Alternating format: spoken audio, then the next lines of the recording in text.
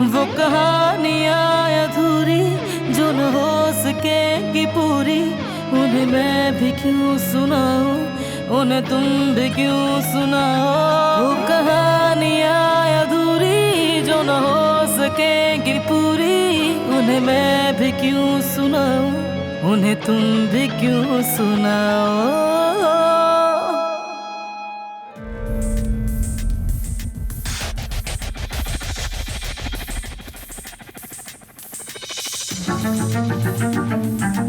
कदर खातून, जरा यहाँ आइएगा।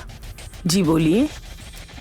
वो डॉक्टर मतीन दिलान के इतने करीबी क्यों लगते हैं? यानी ये इतनी छोटी बात तो नहीं है। आखिर ये नजदीकी आई कहाँ से? मतीन साहब ने दिलान की तालीम के लिए बहुत कोशिशें की थी।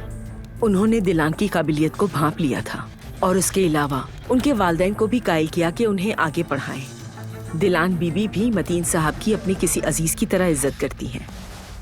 आपका मतलब शायद मैं ठीक से नहीं समझी, लेकिन उनकी नजदीकी की कोई और वजह नहीं है।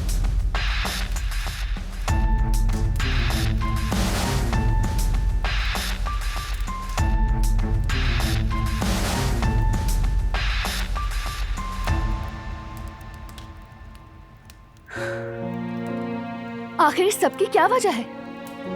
क्या तुम उनसे हसद करते हो? ये क्या बकवास कर रही हो? मैं बस पूछ रही हूँ, क्योंकि तुम्हारा उनके साथ ऐसा रवैया मुझे समझ नहीं आ रहा। इस सब का क्या मतलब है?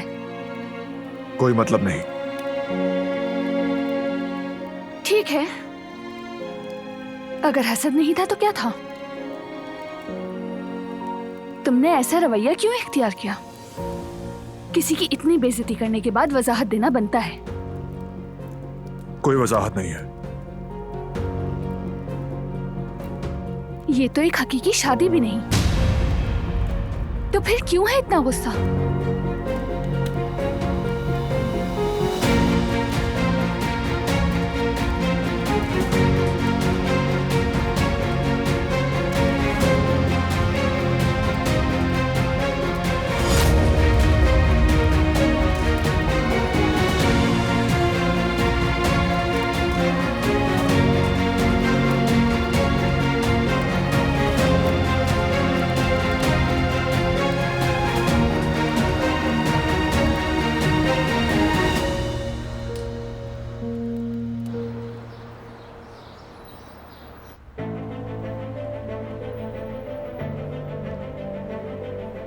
तुम्हें इसमें मेरी मदद करनी होगी ज़मरुद। इस बच्चे को उसके बाप की जरूरत है, तुम मदद करो मेरी। बस एक ही इल्तिजा है तुमसे, जिंदगी से निकल जाओ हमारी, ताकि अली तुमसे उम्मीद ना लगाए।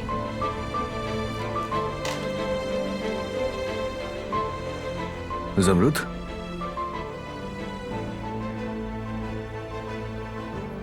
मीने ने क्या कुछ कहा है तुमसे? नहीं, कुछ नहीं। तुम्हें ऐसा क्यों लगा? मुझे सच बताना ज़मरुद।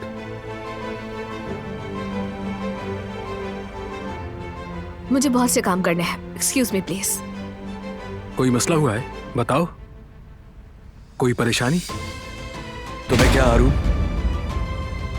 अपने काम से काम रखो तो अच्छा होगा। एक मिनट, ये क्या कर रहे हो तुम दोनों?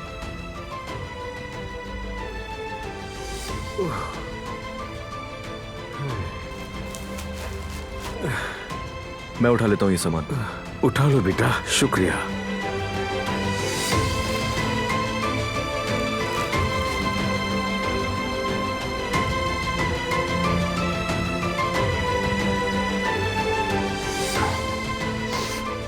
मैं अभी दुकान जा रहा हूँ, बाद में आऊंगा।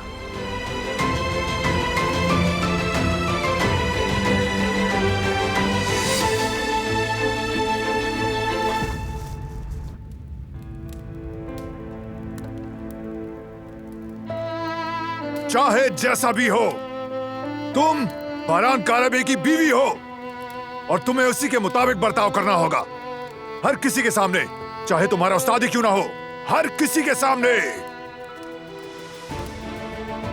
मैंने कुछ गलत नहीं किया। और क्या मतलब मुझे उसके मुताबिक बर्ताव करना होगा?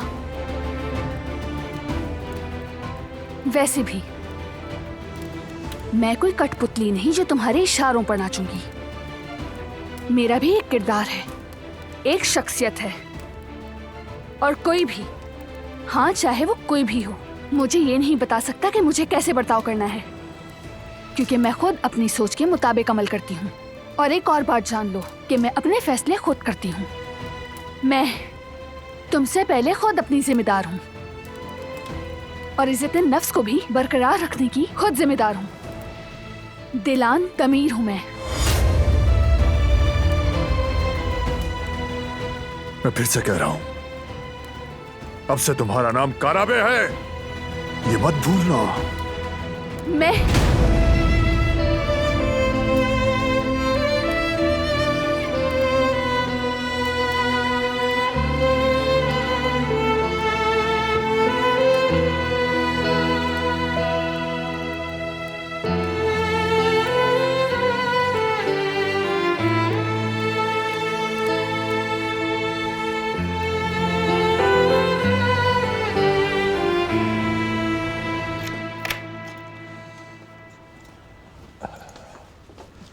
आहिस्ता आहिस्ता चलो, कोई जल्दी नहीं।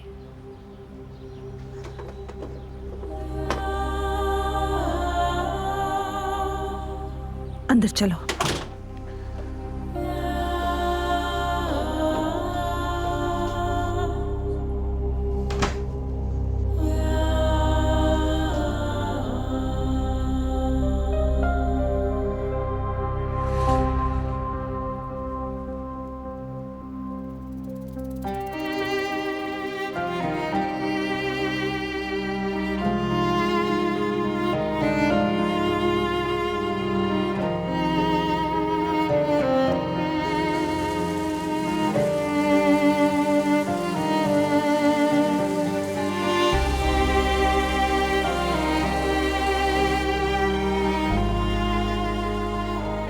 पानी गिरने की आवाज आ रही है, लगता है हाथ मुंह धो रही है। अच्छी बात है अम्मी, इससे वो फ्रेश हो जाएगी।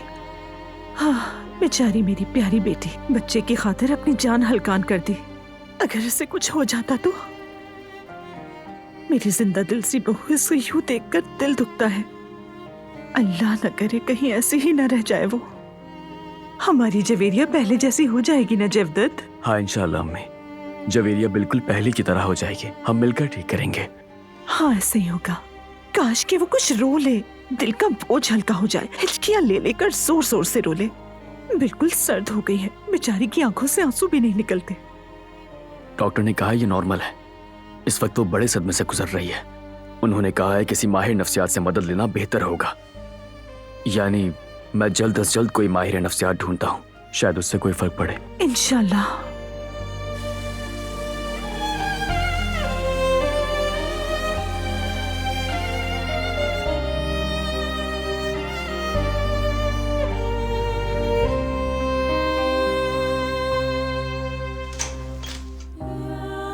जवेरिया, तुम्हें कुछ चाहिए मेरी जान?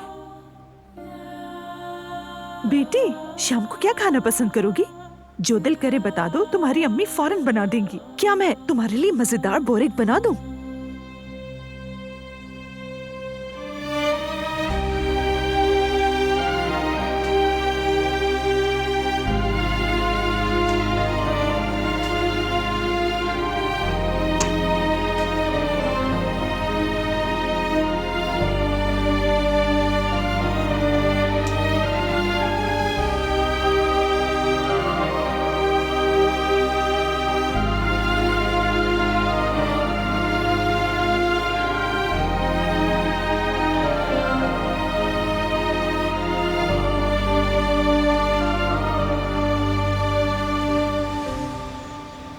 ये जितने भी डॉक्यूमेंट्स हैं हमने उनको लीगल डिपार्टमेंट से चेक करवाया है, बस आपकी साइन होना बाकी है इसमें।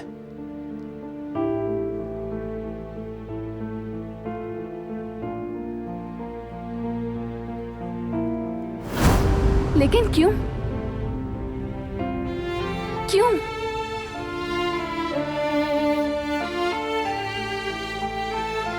आखिर इस सब की क्या वजह थी? बताओ, क्यों उनसे हसद करते हो तुम?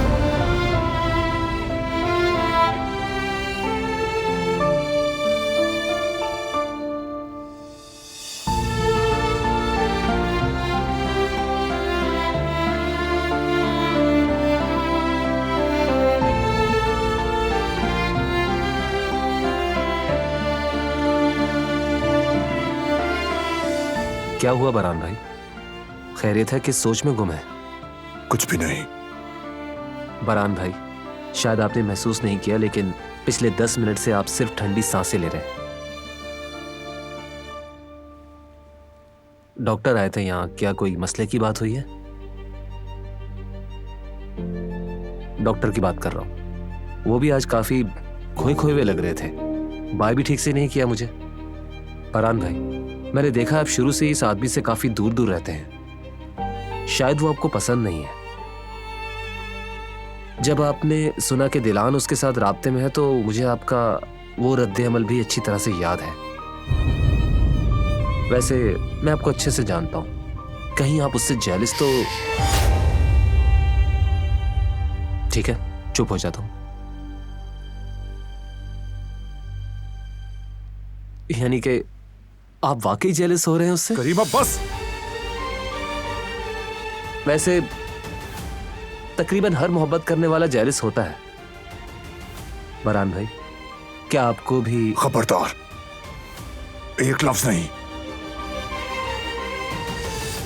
मेरे चुप होने से क्या होगा? आपके जज्बात खत्म तो नहीं होंगे, ये आप भी जानते हैं। आप मतीन जैसे लोगों की काफी इज्जत करते हैं। अब अगर आप ऐसे आदमी से नाराज हैं, तो इसकी एक ही वजह हो सकती है, और वो वजह यह है कि आप उससे जेलस हैं। बस, यहां से मार खाकर जाओगे क्या? अच्छा ठीक है, मार खाने से पहले मैं यहां से चला जाता हूं। अच्छा, ये कॉन्ट्रैक्ट आप अच्छी तरह से पढ़ लीजिएगा, बाद में इस पर बात करेंगे। अभी आपको अकेले छोड़ना ही बेहतर है। जाहिर है आप बहुत कुछ सोचना चाहते होंगे। मिसाल के तौर पर, आपको आखिर क्यों जेलसी हो रही है उससे? ओके ओके, ठीक है।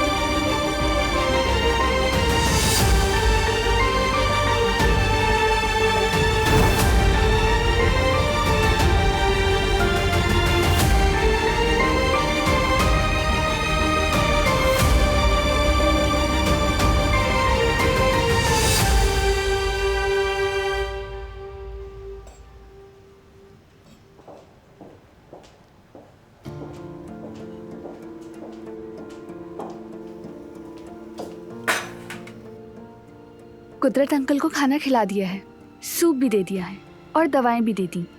आपा अब वो अपने कमरे में आराम कर रहे हैं। अल्लाह तुम्हें हमेशा खुश रखे बेटी। तुम्हारी वजह से कुदरत साहब ठीक हो जाएंगे।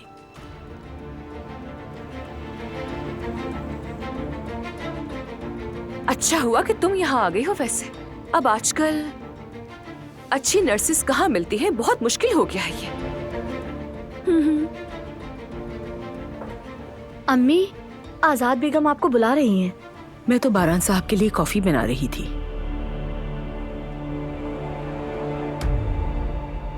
लेकिन बेटी, क्या तुम अपने शौहर के लिए कॉफी बना दोगी?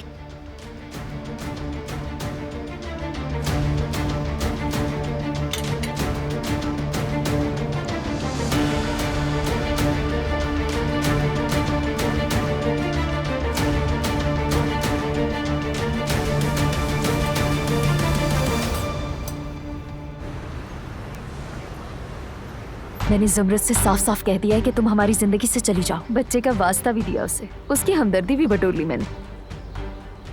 अगर मैं अली को ज़मरत से अलग नहीं कर सकी ना, तो मैं ज़मरत को ही हमारे रास्ते से हटा दूंगी।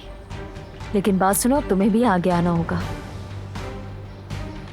मैं अकेले सब नहीं कर सकती। रिलैक्स करो, मेरे काम करने का तरीका अलग है, तुम्हें इंतजार करना होगा। मगर मेरे पास इंतजार का वक्त नहीं है। बस करो, अपना लहजा धीमा रखो। तुम्हारे सामने कोई गुलाम नहीं खड़ा। ये सब तुम्हें इतना आसान लगता है? क्या कोई बच्चों का खेल है ये? हाँ, मैं बरसों से ज़मरुद से प्यार करता हूँ। कब से उसके दिल में जगह बनाने की कोशिश कर रहा हूँ मैं। और अब जब वक्त आ गया है, तो तुम्हारी वजह से मैं सब कुछ बर्बाद नहीं कर सकता, जल्दबाजी नहीं कर सकता। बस तुम्हें जो ठीक लगे वो करो। लेकिन अगर देर हो गई तो सब बर्बाद हो जाएगा। मैं नहीं चाहती कि हमारी चालें सबके सामने आ जाए। वक्त नहीं है हमारे पास।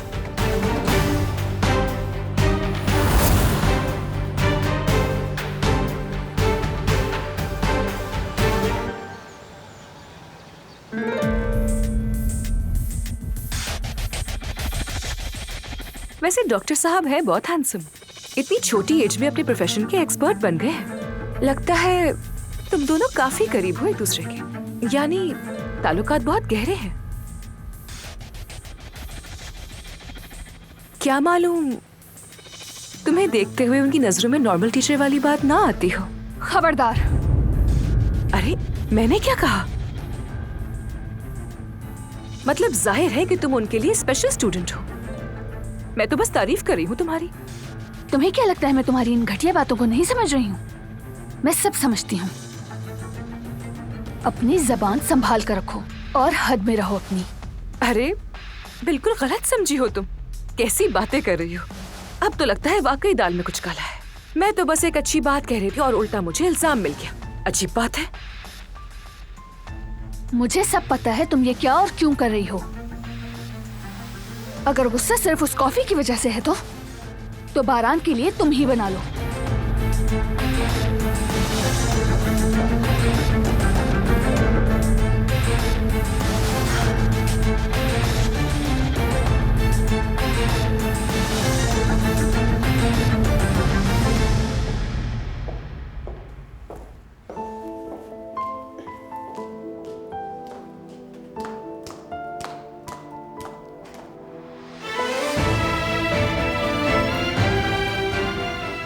कुछ हुआ है क्या?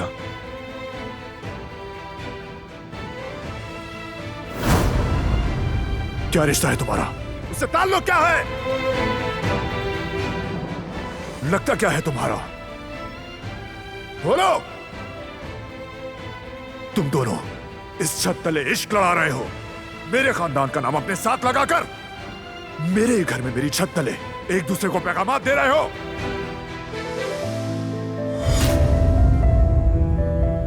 सही से छुपा नहीं सकी तुम इसे। क्या है ये सब? बोलो, बताओ मुझे।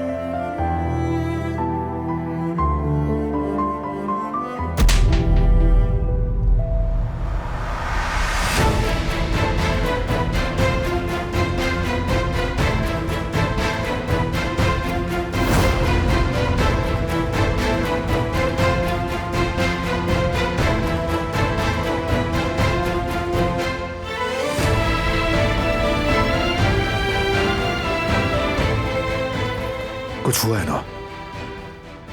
बताओ मुझे।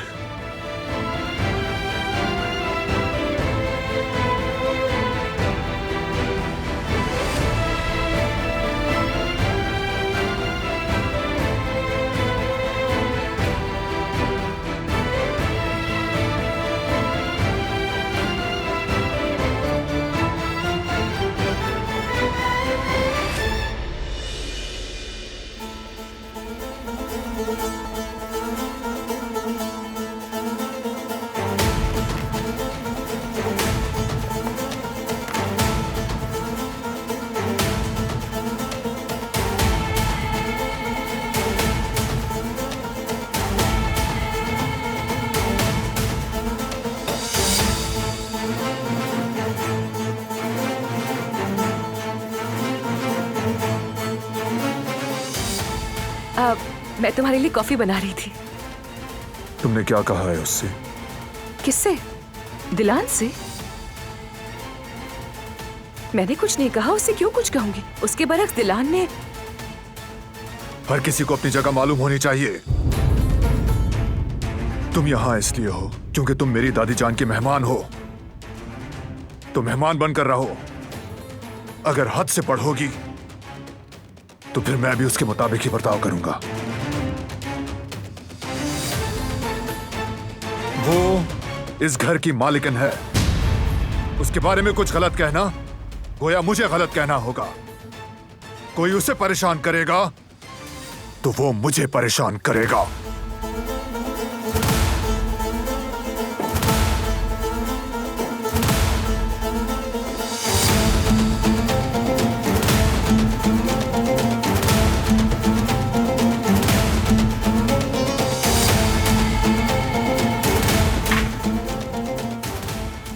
आवाजें सुनकर दौड़ी चली आई। क्या हो रहा है यहाँ बेटी?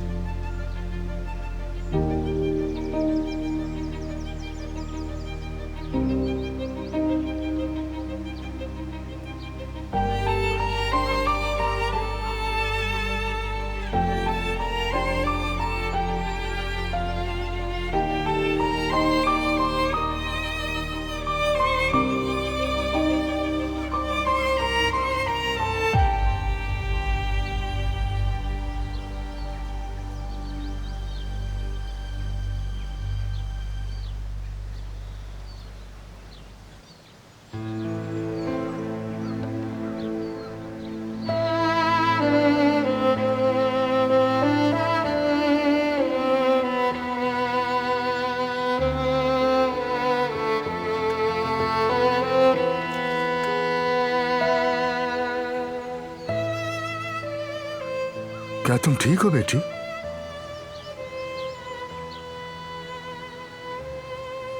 बहुत थक गई हूँ अम्मा चाचा। हर वक्त की इल्जाम तराशियों से थक गई हूँ मैं। अब मुझ में हिम्मत नहीं। इस घर में मेरी जगह नहीं बनेगी। जानती हूँ, चाहे मैं कुछ भी कर लूं। मैं एक ऐसी जगह पर रह रही हूँ जहां से मेरा ताल्लुक ही नहीं, बल्कि कभी कभी तो सांस भी नहीं ले पाती हूँ। बस घुटन है और कुछ नहीं। मेरी जिंदगी अब यही है। जिंदगी बस एक रास्ता है बेटी, पैदा होने और मरने के बीच का, जिसका आगाज भी तय और अंजाम भी। लेकिन इस रास्ते पे कैसे चलना है ये तुम्हारा इंतखाब है। तुम थक गई हो, ये सही है। हाँ, रास्ते पे चलने से इंसान थक ही जाता है बेटी, क्योंकि रास्ता कभी भी सीधा और उतना आसान नहीं होता जितना हम समझते हैं। सामने बहुत पत्थर तो आएंगे जिनसे पांव जख्मी भी होंगे, बुरे लोग आएंगे, दिल भी जख्मी होगा, रुकावटें आएंगी, उम्मीदें भी जख्मी होंगी। लेकिन तुम उस रास्ते पर कभी भी अकेली और तन्हा नहीं हो, ये याद रखना और सब्र रखना। अल्लाह ने हमें ऐसा साथी दिया है जिसके बगैर हम चंद ही कदम चलने के बाद लड़खड़ाकर गिर जाएंगे। और तुम अपने जख्मों को सब्र से भर दोगी और उन रुकावटों को भी तुम पार कर लोगी, क्योंकि सब्र करने वालों का अंजाम अच्छा होता है। ये कहने वाले भी इसी रास्ते से गुजरे, इसलिए कहा मैंने। ये बात मामूली ना समझना और इसे अपनी जिंदगी का हिस्सा बनाना, क्योंकि हकीकत ना उन पत्थरों के अंदर है, ना उन बुरे लोगों में, ना उन रुकावटों में। हकीकत तुम्हें सलामती तक पहुंचाने वाले सब्र में है। इसे अपने दिल में बिठा लो और अपने रास्ते पर चलती रहो। सिमत की फिक्र भूल जाओ। फिलहाल तुम्हारे अंदर और बारान बेटे में यह खूबी मौजूद है कि तुम रास्ता नहीं भटकोगे। तुम उनमें से नहीं जो रास्ता खो दें।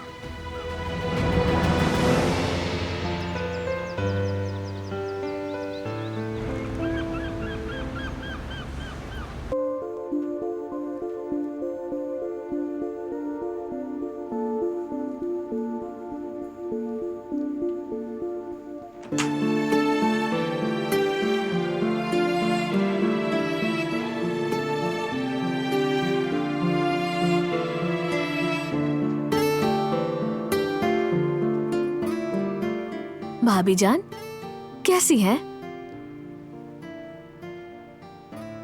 अम्मी ने आपकी पसंदीदा डिश बनाई है। आपकी खुशी के लिए पूरे घर में घूम रही हैं, पता है? और बाबा भी आपकी पसंदीदा मिठाई लेकर आए हैं। भाई सब लोग आपकी खिदमत में लगे हैं, कहीं मैं ही ना जेलस हो जाऊं।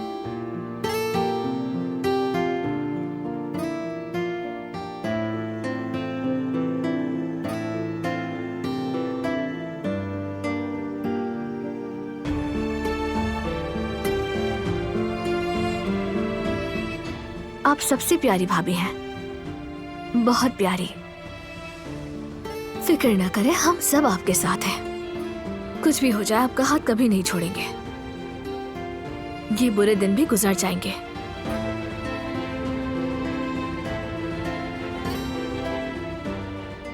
आपके जख्म हम सब मिलकर भरेंगे।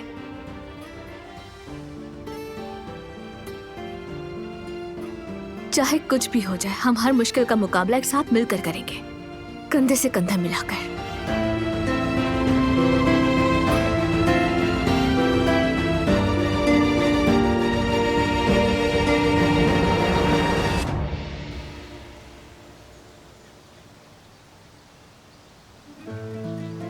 मेरी इन बातों पर गौर करना, ठीक है बेटी? जब तुम्हें महसूस हो तुम सांस नहीं ले पा रही या तुम्हारा दम घुट रहा है, तो ये बातें याद कर लेना जो हमने की हैं।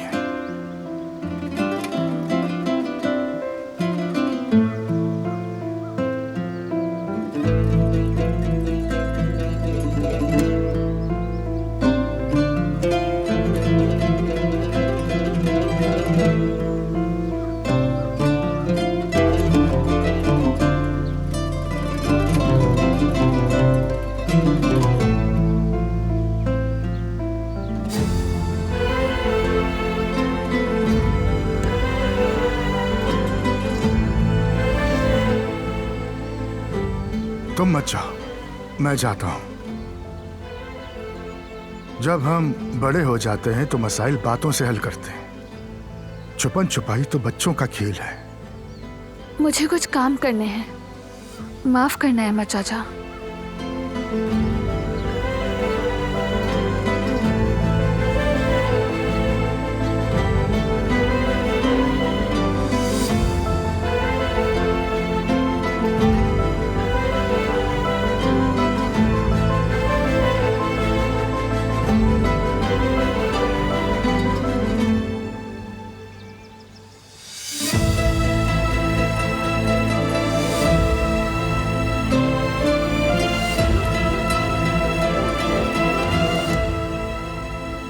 मैंने तुमसे क्या कहा था? तुम्हें याद है बेटा? दिल दुखाना काबा गिराने के बराबर है। तोड़े गए दिल को रोना नहीं चाहिए। इंसाफ पसंद इंसान को अपने आप को भी परखना आना चाहिए। हाँ भाई, तुमने तो मेरी बातें अच्छी तरह याद रखी हुई हैं। अब मजीद कुछ कहने की जरूरत नहीं। लेकिन अब बातों का वक्त खत्म, अब अमल करने का वक्त आ गया है। मुझे तुम्हारे इंसाफ पर भरोसा है बेटा।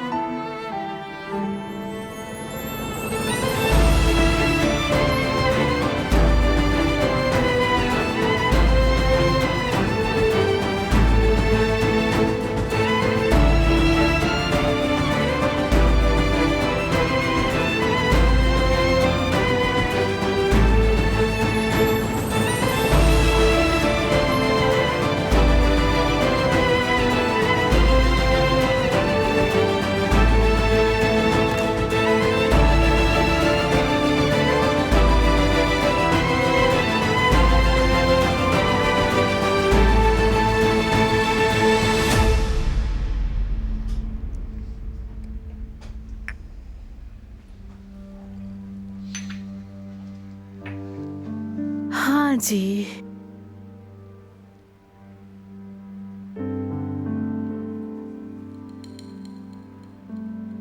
जो हुआ उसका बड़ा ही अफसोस है। सबको बहुत बड़ी आजमाइश से गुजरना पड़ रहा है। अल्लाह का शुक्र है कि जवेरिया बेटी सलामत घर वापस लौट आई। बेटी, यही सबसे इम्पोर्टेंट है। वैसे तुम अब कैसा महसूस कर रही हो?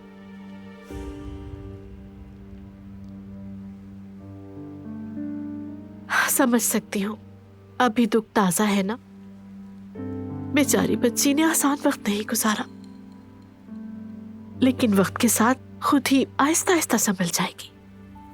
बहन, फिक्र मत करें, खुद को हल्का ना कीजिए। मेरी भाभी बहुत मजबूत है अम्मी। देखें जेवदत भाई, अगर आपको किसी भी चीज की जरूरत हो तो मुझे कॉल कर लेना। हम बिल्कुल पास में ही तो रहते हैं, और वैसे भी हमारा एक दूसरे के सिवा है ही कौन यहाँ।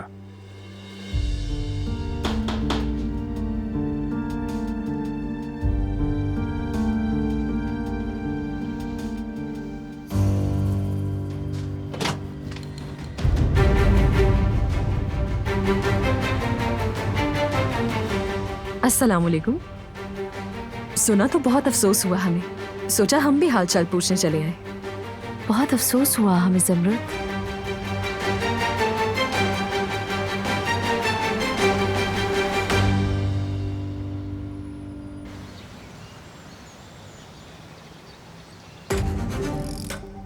मैं बारहान से बहुत नाराज हूँ दादी जान। वो लड़की उसे मेरे खिलाफ भड़काती है। वो मुझे यहाँ नहीं देखना चाहती, साफ दिखता है। पता नहीं मैंने उसका क्या बिगाड़ा है, बस मैं उससे बर्दाश्त नहीं होती। इसलिए बारहान को मेरे खिलाफ भड़काकर मेरी जिंदगी मुश्किल बनाती है। अब तो मैं खुद को यहाँ मेहमान के तौर पर नहीं बल्कि बोझ महसूस करती हूँ। ये कैसी बातें करी हो तुम बेटी? तुम्हारा इस घर में हमेशा से खास मकाम रहा है, और जान लो कि ये कोई मामूली मकाम नहीं है। तुम्हें ये बात मालूम है, हमने इस पर बात भी की थी। लेकिन इस वक्त मैं कुदरत की सेहत में मसरूफ हूँ, बस इसीलिए सब कुछ देखते हुए भी खामोश हूँ। वरना मेरी नजर से आज तक क्या चीज छुप सकी है जो इस मक्कार औरत के हर पे छुप सके। मैं भी कुछ बातों के वक्त आने का इंतजार कर रही हूँ। जब वक्त आएगा तो सांप का सर कुचल दूंगी, लेकिन सही दिन और सही वक्त आने पर। तब तक तुम्हें भी वैसे ही सब्र करना होगा जैसे मैं कर रही हूँ। आप ठीक कह रही हैं दादी। चलो अपना मुंह ठीक करो।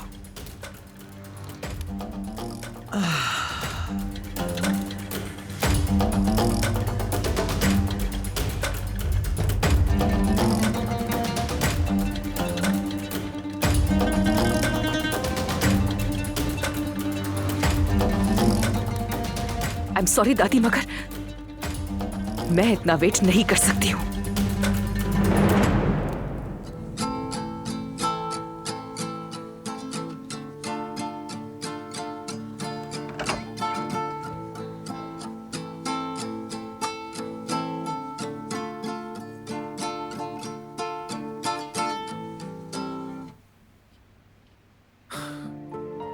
काफी दिनों से गिटार की आवाज सुनाई नहीं थी, वाकई कमी महसूस हो रही थी। तो अब से मैं ज्यादा बजा लिया करूंगा।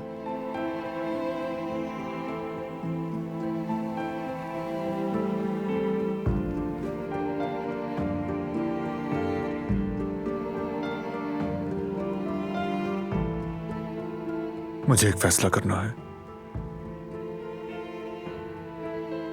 सही और गलत में फर्क करके वो करना है जो दुरुस्त हो। लेकिन मुझे पता नहीं कि कैसे करना है ये।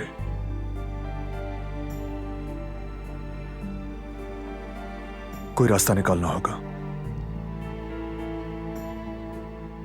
इस मसले को जड़ से खत्म करने के लिए।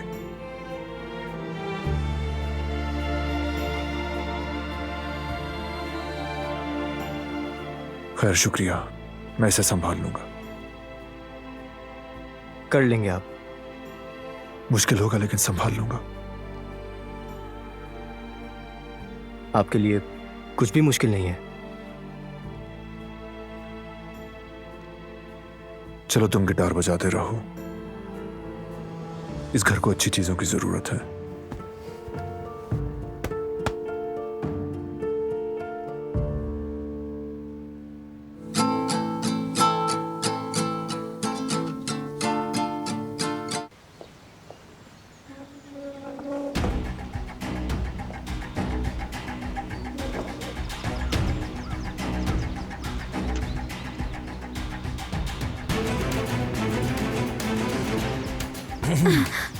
गिरो नहीं लड़की, आसपास कोई नहीं है। क्या हुआ, तुम मेरे पास क्यों आए हो? कुछ चाहिए था क्या तुम्हें? मैं असल में तुमसे माफी मांगना चाहता हूं। तुम्हारा दिल दुखाया है मैंने, और जब तुम मुझे नजरअंदाज करती हो ना तो मेरा दिल टूट जाता है। मैं सब कुछ ठीक करना चाहता हूं।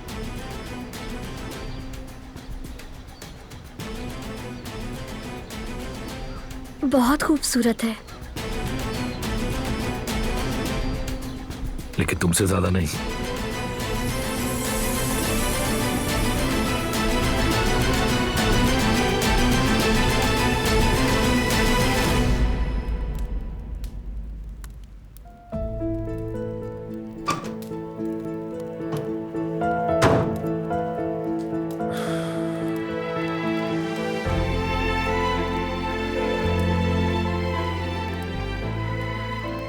इस आंख मचोली को खत्म करने का वक्त आ गया है।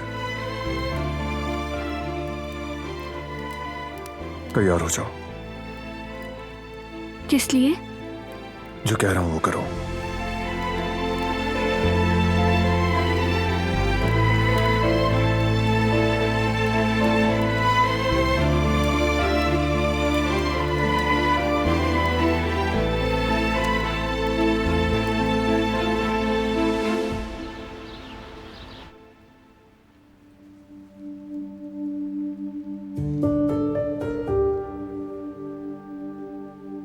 हम तो अपनी ही परेशानियों में लगे हुए हैं। तुम कैसे हो?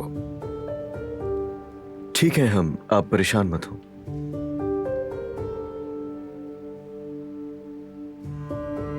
जवेरिया की तबीयत खराब है, दवाई दी है अभी, वो हल्की सी गुनूदगी में है। बेचारी थक गई है, आराम की जरूरत है। बिल्कुल, आपने ठीक कहा है खाला, बहुत मुश्किल वक्त से गुजरी हैं। चलें अम्मी, मरीज की अयादत मुख्तसर होती है, हम चलते हैं ताकि ये लोग भी आराम कर लें। चलें।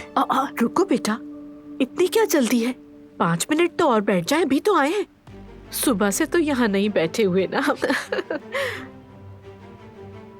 हाँ मीने जान, तुम तो बड़ी खुश होगी ना वैसे। ऐसा ही है, पहली बार तो शायद ऐसा ही फील होता है, बस कभी कभी घबराहट हो जाती है। और जैसे जैसे वक्त गुजरता जाता है जिंदगी बहुत हसीन लगने लगती है। आजकल तो मैं एक ही बात सोच रही हूँ, ये बच्चा किस पर जाएगा, अली पर या फिर मुझ पर? शायद नाक अली की तरह होगी। अल्लाह सलामत रखे बेटा, सलामत रखे। ये बताओ कि नया घर कैसा है, आरामदेह तो है ना?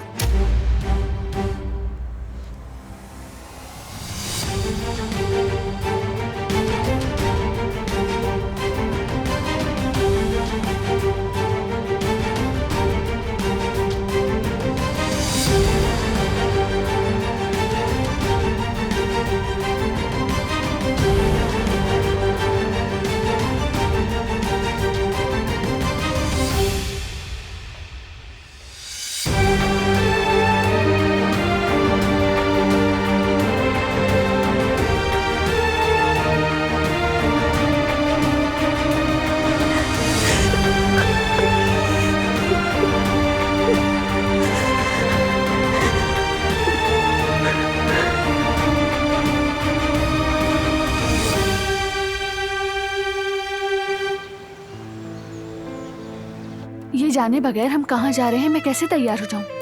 पहले बताओ मुझे कि प्लान क्या है। बहुत बोलती हो तुम, बातें मत करो, तैयार होना शुरू करो। मैं नीचे इंतजार कर रहा हूँ।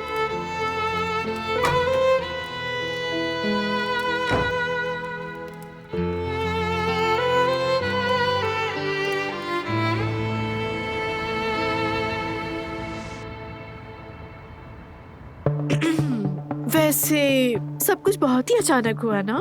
ऐसे अचानक खबर मिलने पर आप लोग भी हैरान रह गए होंगे। बच्चा है कितने महीने का? चले अम्मी, ये सब पहले ही बहुत थक चुके हैं। अब हम चलते हैं ताकि ये लोग भी सुकून से आराम कर सकें। हाँ भाई चलो। एक सेकंड, मैं तो भूल ही गई थी। मौका अच्छा है ना, तो ये कार्ड भी दे दी जाऊं।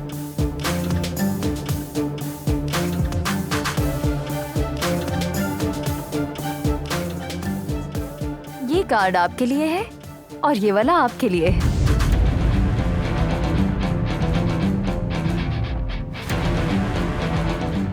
ये निकाह का कार्ड है हमारे। आप में से आना है हर किसी को, वरना फिर नाराज हो जाऊंगी मैं सबसे।